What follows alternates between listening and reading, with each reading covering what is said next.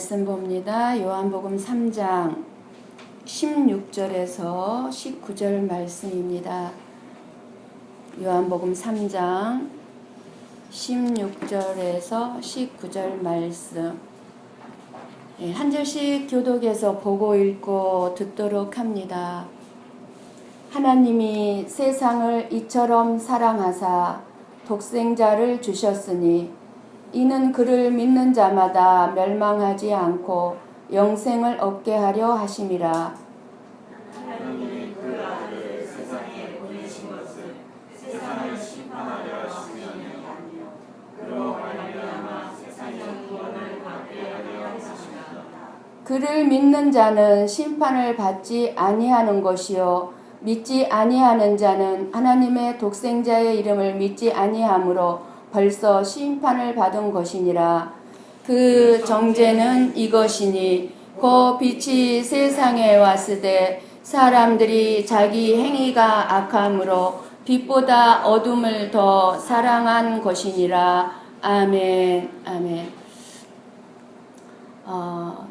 참 예배를 드리기 위해서 이렇게 나오신 여러분들 너무너무 잘하셨습니다. 빈자리가 많이 보이고 보여야 될 얼굴들이 많이 안 보이는데요.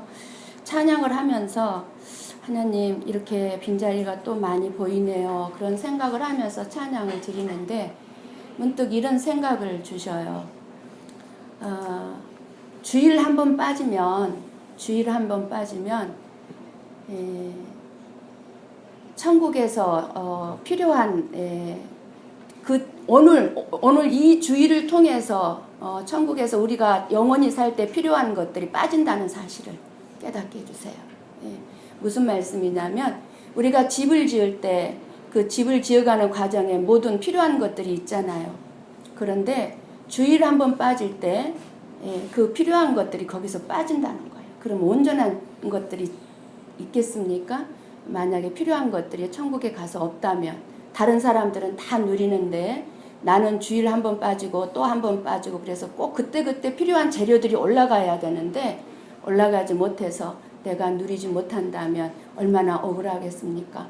그런데 여러분들은 이렇게 주일을 지키셨으니 필요한 재료가 오늘 이 시간에도 하나님 앞에 올라가서 우리가 누리게 될 것들을 누리게 될 줄을 믿습니다. 여러분 부모의 사랑은요 본능적으로 주어진 사랑입니다.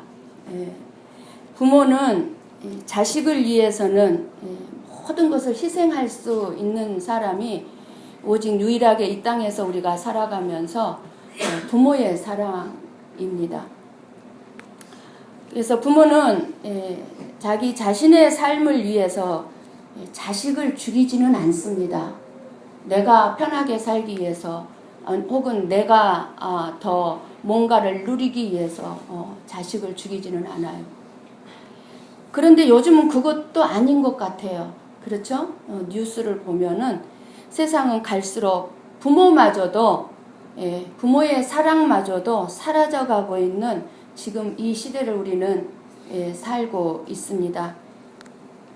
그러면 하나님이 이 세상을 사랑하는 사랑은 어떤 사랑일까요? 성경 말씀에 세상이라는 말이 사용될 때는요, 우리는 늘 나쁜 뜻으로 들었고 나쁜 뜻으로 사용이 되었습니다.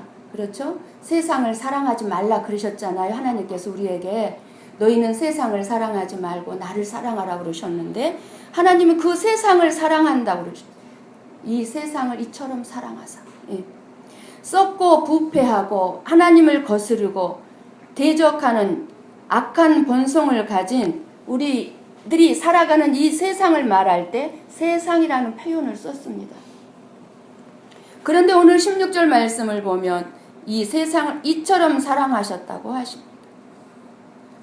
그렇게 부패하고 썩고 하나님을 거스리고 대적하고 거역하는 인간들을 이처럼 사랑하셨다는 것입니다. 갈수록 이 세상에는 정말로 악랄하고 더럽고 거짓된 사람들이 점점 많아지고 있습니다. 그런 사람은 우리는 어떻게 생각합니까? 구원을 받아서는 안 되고 사형으로도 시원치 않다고, 영원한 심판을 받아야 마땅하다고 우리들은 생각합니다. 그것이 바로 우리가 생각하는 정의고 멸망입니다. 그래서 사람들은 하나님이 착하고 선하게 사는 사람에게는 구원을 주시고 그런 추악하고 악랄한 사람에게는 심판을 내려줄 것을 원합니다. 그래서 이 땅에 악한 사람이 없기를 원합니다. 그래서 우리들은 사람들의 행동을 볼 때 어떤 사람은 선하고 어떤 사람은 악한 사람으로 봅니다. 그러나 완전하신 하나님이 우리 모두를 보실 때는 다 똑같이 부패하고 더럽고 악한 인간일 뿐입니다. 너나 할 것 없이. 하나님은 지금까지 선하게 살아온 사람이나 악하게 살아온 사람을 구분하지 않습니다. 너는 악하게 살아왔구나, 너는 선하게 살아왔구나, 이렇게 구분하지 않아요. 아무리 실패만 거듭하면서 살아온 사람이라 할지라도 하나님은 귀하게 보시고 사랑하시고, 아무리 거짓되게 살아온 사람이라 할지라도 하나님을 그 사람을 사랑하는 대상입니다. 오늘까지 어떠한 실패의 삶을 살았더라도 하나님의 사랑을 받는 데는 아무런 문제가 없고, 아무리 절망하면서 살아온 사람이라 할지라도 하나님의 사랑을 받는 데는 아무런 문제가 없다는 말씀입니다. 왜냐하면 하나님이 세상을 이처럼 사랑하신다고 말씀하셨고 확증을 보여주셨기 때문입니다. 우리 모두가 다 이 사랑의 대상입니다. 그것도 보통 사랑하시는 것이 아니라 이처럼 사랑하셨다고 합니다. 하나님은 세상에서 가장 악한 사람까지, 포악하고 못된 사람까지 포함해서 모든 사람들을 구원하기 위하여서 하나님의 독생자를 죽음에 내어 주셨다고 말씀하고 있습니다. 하나님의 사랑은 죄인된 우리들을 위해 독생자를 십자가에 죽이신 사랑입니다. 이 사랑은 믿는 자나 안 믿는 자, 지금 안 믿고 있는 사람들에게도 똑같이 주신 진리의 말씀입니다.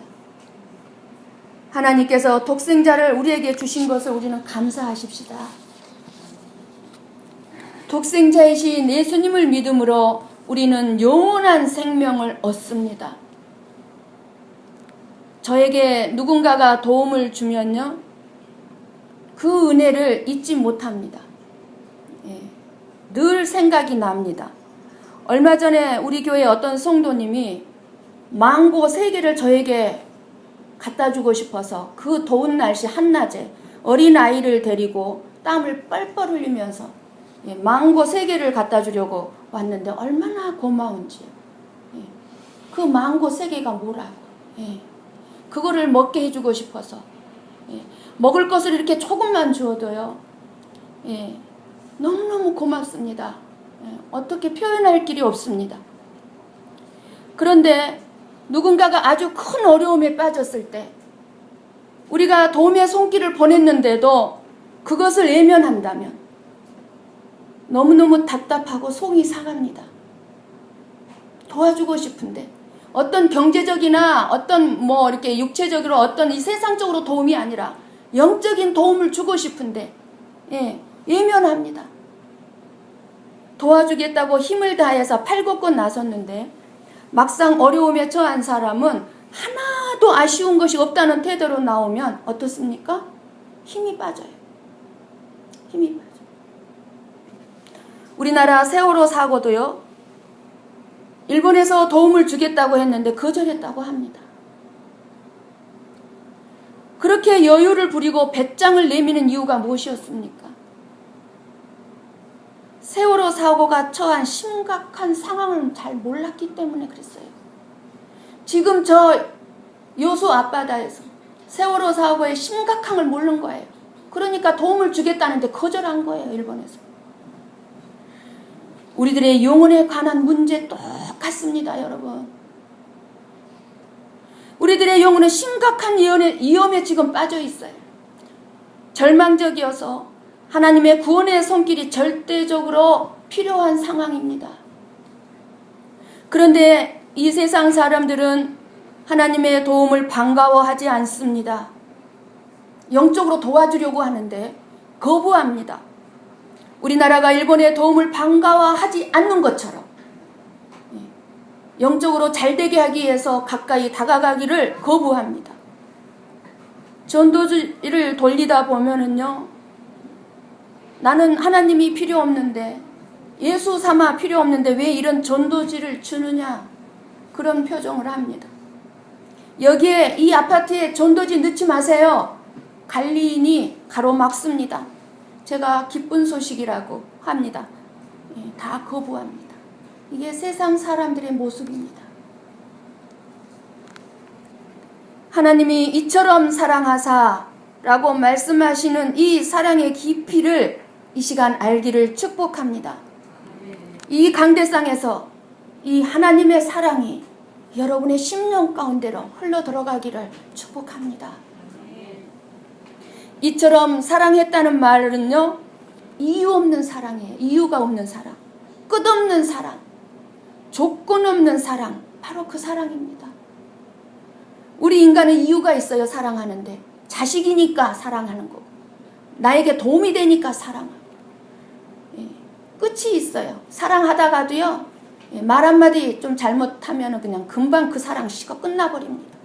우리는 조건이 있습니다. 내 조건에 맞아야 사랑을 합니다.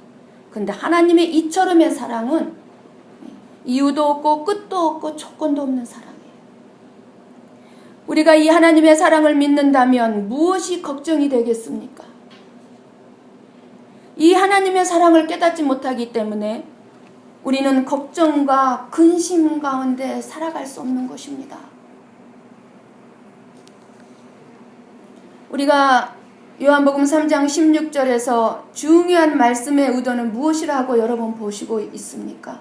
한번 요한복음 3장 16절을 눈으로 보십시오. 우리가 독생자 예수님을 믿는 것에 중요한 점이 있기도 하지만 이 세상을 향한 하나님의 사랑에 있습니다. 이 세상을 향한 하나님의 사랑. 그러면 이런 하나님의 사랑을 받을 자격은 누구일까요? 이 세상을 향한 하나님의 사랑을 받아들이는 사람에게는 영원한 생명을 얻게 된다고 약속하고 계십니다. 그런데 그 자격은 그 하나님의 사랑의 확증이 되는 독생자 예수님을 믿는 것입니다. 예수님을 믿는 것이에요. 그래서 16절에 그를 믿는 자마다 말씀했습니다.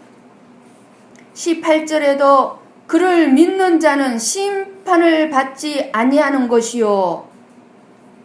우리가 안 읽었지만 15절에도 이는 그를 믿는 자마다 영생을 얻게 하려 하심이니라고 말씀합니다. 하나님이 독생자를 믿는 자들에게 영생을 얻게 하려고 그 사랑을 베푸셨다는 것입니다. 독생자라는 말은 예수 그리스도에게만 사용되는 특별한 단어입니다. 특별한.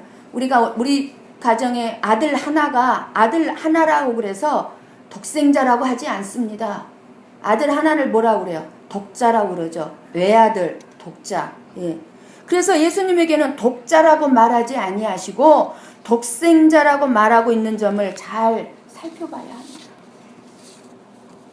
독생자라는 말은 독특한 방법으로 하나님에게서 나오신 분이라는 뜻입니다. 그래서 예수님께서 독특한 방법으로 이 땅에 오신 하나님이라는 사실은 우리의 인간의 이성으로는 이해하기가 힘든 부분입니다. 그냥 믿어지는 거예요. 믿어지는 거예요. 그러면 독생자이신 예수님을 믿지 않는 사람들은 어떻게 됩니까? 믿는 사람들은 영원한 생명을 얻게 되는데, 그럼 믿지 않는 사람들. 여러분 17절, 18절을 여러분 눈으로 한번 보시기 바랍니다.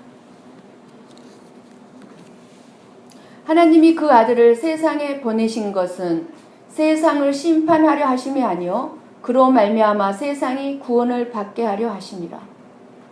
그를 믿는 자는 심판을 받지 아니하는 것이요. 예. 믿지 아니하는 자는 하나님의 독생자의 이름을 믿지 아니하므로 벌써 심판을 받은 것이니라.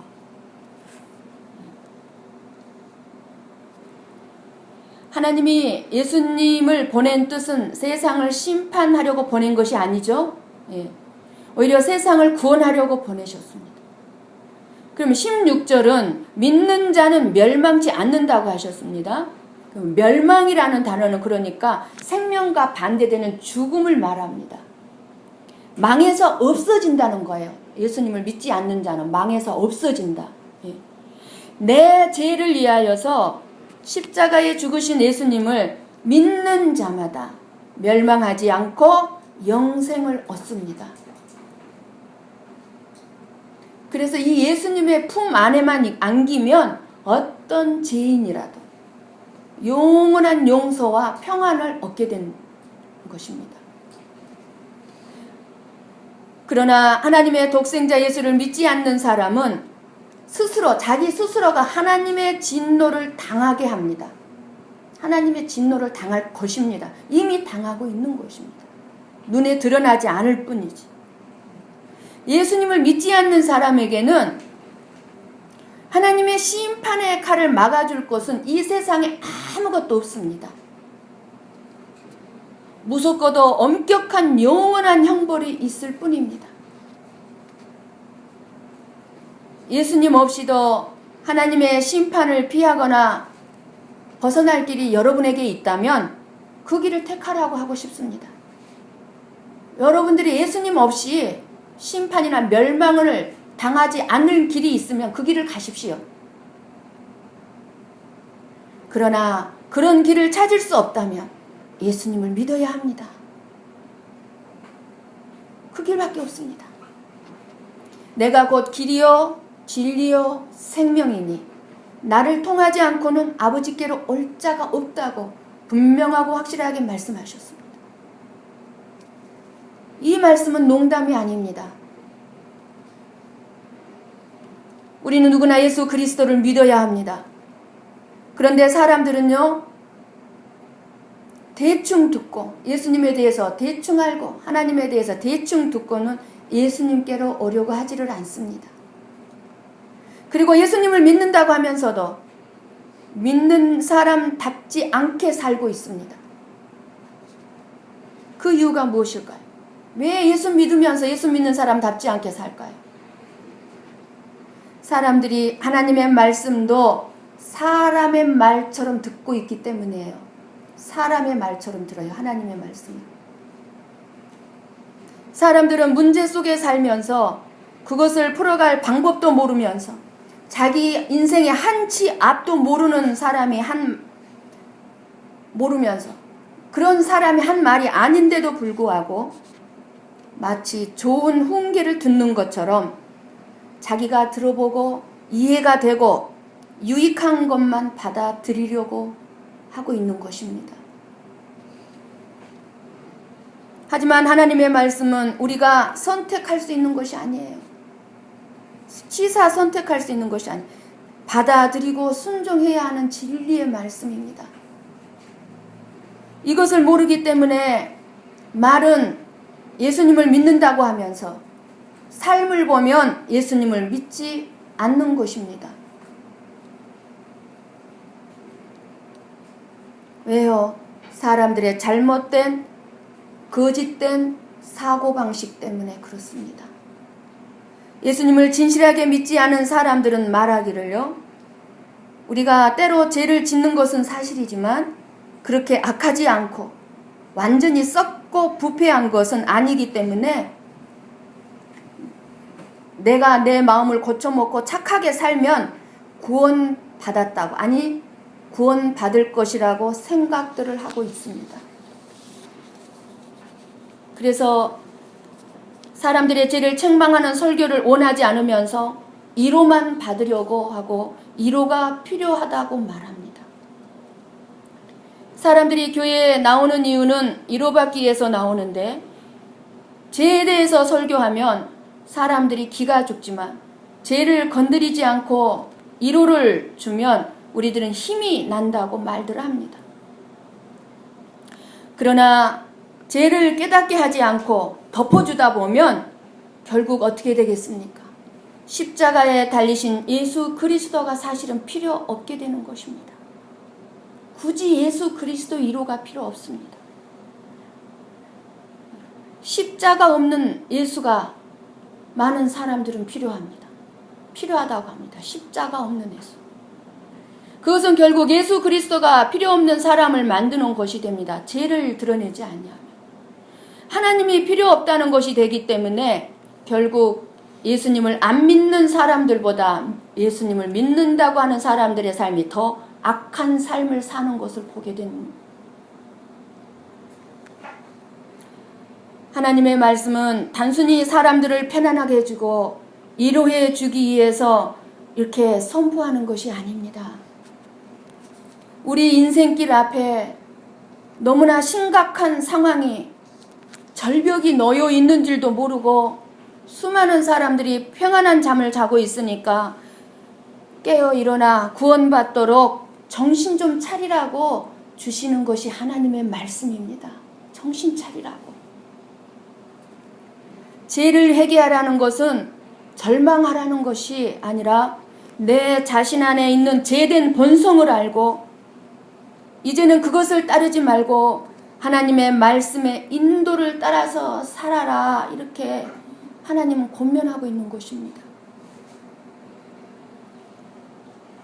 예수님을 믿고 성령의 가르침을 따라서 새로운 변화된 삶을 살라는 것입니다.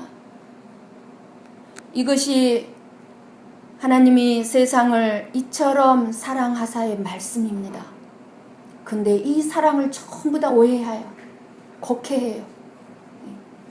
사람은 누구나 독생자 대신 예수님의 십자가의 복음을 듣고 믿고 순종하여야 하는 것입니다. 교회에 나와서 예배를 드리고 내가 변화되지 않는다면 바른 예배를 드리지 않았다는 증거입니다. 말씀을 바르게 듣지 못했다는 증거입니다. 여러분 19절 말씀을 보십시오. 19절 눈으로 19절 말씀. 그 정죄는 이것이니 곧 빛이 세상에 왔으되 사람들이 자기 행위가 악함으로 빛보다 어두움을 더 사랑한 것이라고 말씀합니다.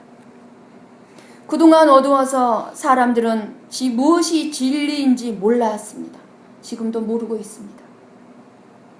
어떤 사람은 자기가 착한 일을 했으니까 의로운 사람이라고 생각했습니다.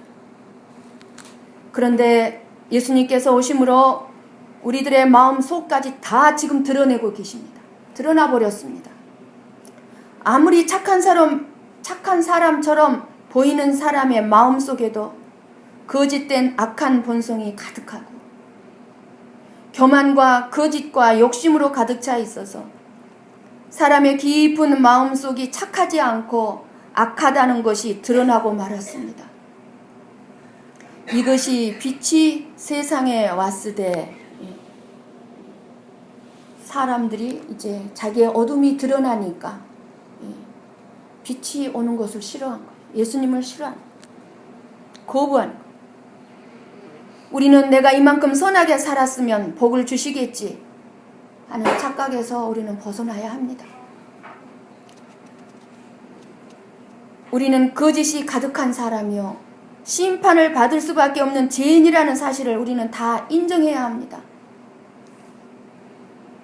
우리가 할 일은 무엇이겠습니까? 먼저 그런 나 자신을 아는 것입니다. 나 같은 죄인을 향하여서 베풀어 주신 놀라운 하나님의 사랑을 이 시간 깨닫고 다시 받아들이는 것입니다.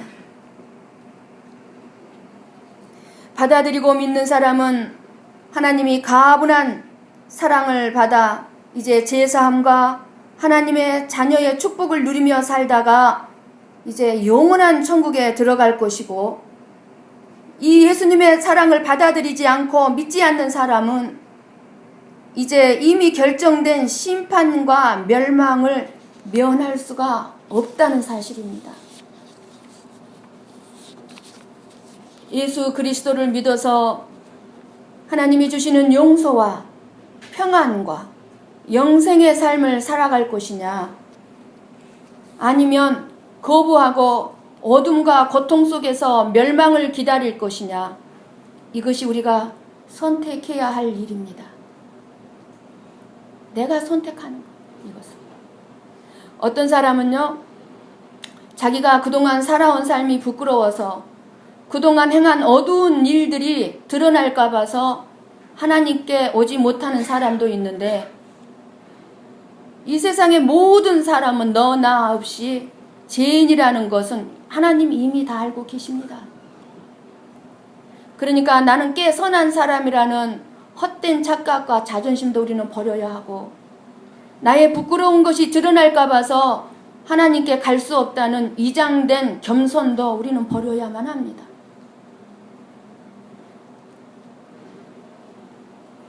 자신이 죄인임을 고백하고 나를 사랑하시는 하나님의 품으로 돌아오는 길만이 사는 길입니다. 예수님의 십자가의 죽음은 나의 죄를 대신한 죽음이기 때문입니다. 하나님께서 나를 사랑하셔서 내가 죽음의 자리에 가는 것을 차마 볼 수가 없어서 예수님을 보내셔서 저와 여러분의 죄를 대신하여 십자가에 죽게 하심으로 저와 여러분을 살리셨습니다. 나를 향한 하나님의 최고의 사랑입니다. 나를 향한.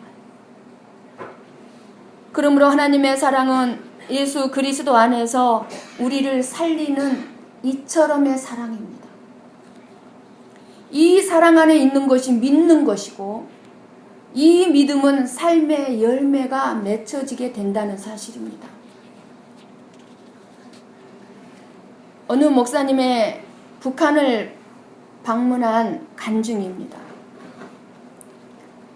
지금도 북한 주민들은 밤에도 먹을 양식을 찾아 이곳저곳을 돌아다닌다고 합니다. 참 이상하죠? 우리나라는 늘 때에 따라 비를 주셔서 너무너무 지금 오곡백야가 풍년이어서 막 갈아엎어버리는데, 지금 현재도 북한에는 비가 안 와가지고 지금 난립니다. 곡식을 심을 수가 없어요. 얼마 전 뉴스도 보니까 비가 안 와서 가뭄이 들어서 뭐 이만한 그 바켓을 들고 그 밭에다가 그 물을 주는데 그걸로 그게 감당이 되겠습니까? 그 바켓 물로? 그 흉년을 막을 수 있겠습니까? 하나님이 주신 흉년을 어떻게 인간이 막을 수 있겠습니까? 이 목사님이요, 이른 아침에 차를 몰고 가는데 한 청년이 비틀거리면서 지나가더랍니다. 그래서 목사님이 차를 세우고 그 청년을 태웠답니다. 차에 태운 후에 보니까 그때가 겨울이어서 영하 20도가 넘는 너무너무 추운 날씨임에도 양말도 신지 않았더랍니다. 그래서 이 목사님은 청년이 얇은 옷을 거치고 벌벌 떨고 있는 모습을 보면서 자신의 양말을 벗어서 신겨주고 자기가 입었던 모든 겉옷을 벗어서 이 청년에게 입혀주었답니다. 그랬더니 이 북한 청년이 너무 감격해서 선생님 일 없습니다. 선생님 일 없습니다. 우리들은 이렇게 춥게 살아서 일 없습니다. 그러면서 하는 말이 선생님은 추워서 어떻게 하시렵니까? 고 하더랍니다. 자기 추운 것보다 나에게 벗어주는 그 옷 때문에 이제 선생님이 추울 것을 걱정하는 거예요. 이 북한 청년. 이 양심이 얼마나 살아있는 청년이. 일 없다는 말은 괜찮다는 말이에요. 북한에서. 선생님 괜찮습니다. 나 괜찮습니다. 예. 목사님은 이 북한 청년에게 이렇게 그랬답니다. 나는 두만강만 건너가면 많이 있습니다. 두만강만 건너가면 나는 많이 있습니다. 사랑하는 성도 여러분, 우리들은 요단강만 건너가면 많이 있습니다. 예, 요단강만 건너가면. 예. 여러분, 이 세상의 것을 너무 그렇게 애착을 가지지 마시기 바랍니다. 누리지 못한다고 속상해하지 마시기 바랍니다. 우리는 아무것도 가지고 갈 수가 없습니다. 요단강 건너가면 이 세상에서 누리지 못한 거 비교할 수가 없이 많이 준비되어 기다리고 있습니다. 그래서 이 주의를 지키는 것이 얼마나 소중한지 알아야 합니다. 한 번쯤 빼먹은 거, 그래서 다 쉽게 빼먹죠, 주일. 목사님이 북한 청년을 목적지까지 바래다주고 이제 출발하려고 하는데 이 청년이 질문을 합니다. 선생님, 한 가지 묻겠습니다. 선생님은 무슨 주의자입니까? 선생님은 어떤 주의자입니까? 그렇게 묻더랍니다. 그래서 이 목사님이 저는 예수주의자입니다. 예수주의자입니다.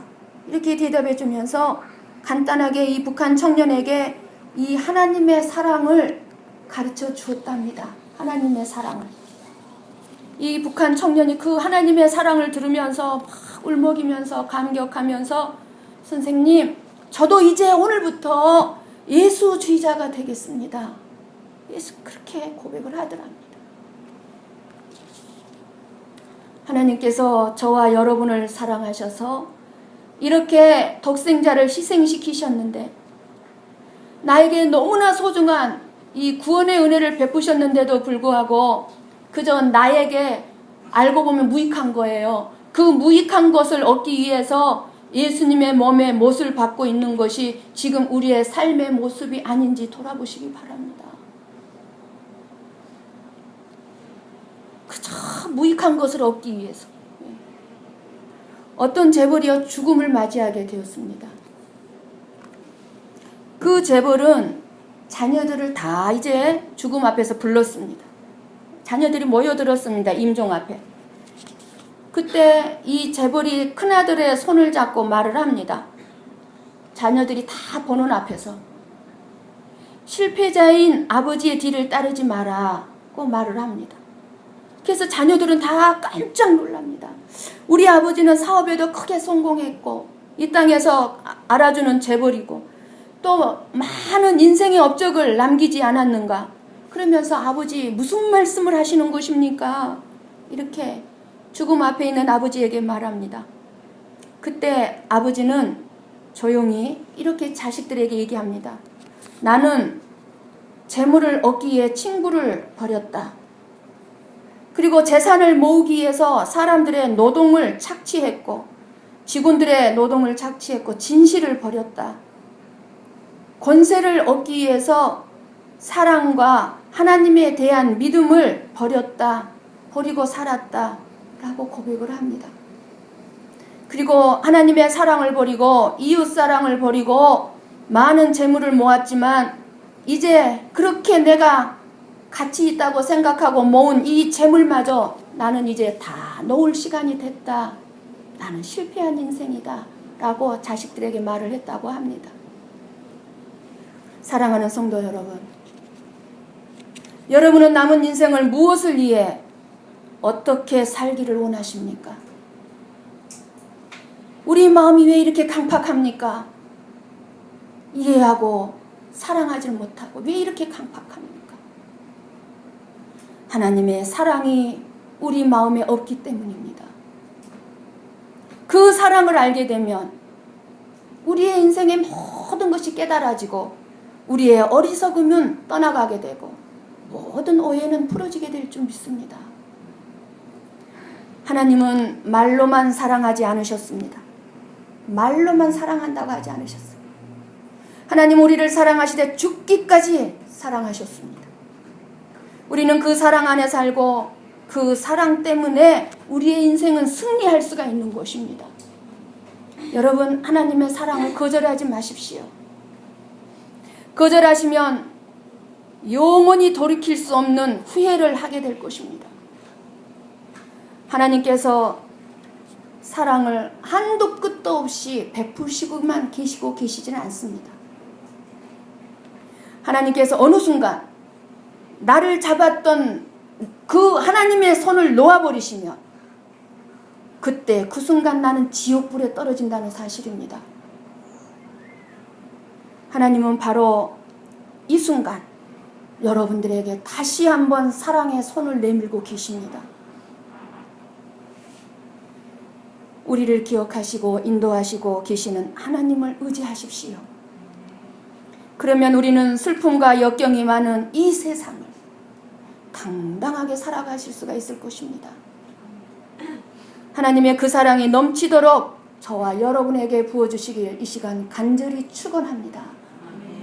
예수님의 그 사랑을 오늘 또 새롭게 알게 해달라고 기도하십시다.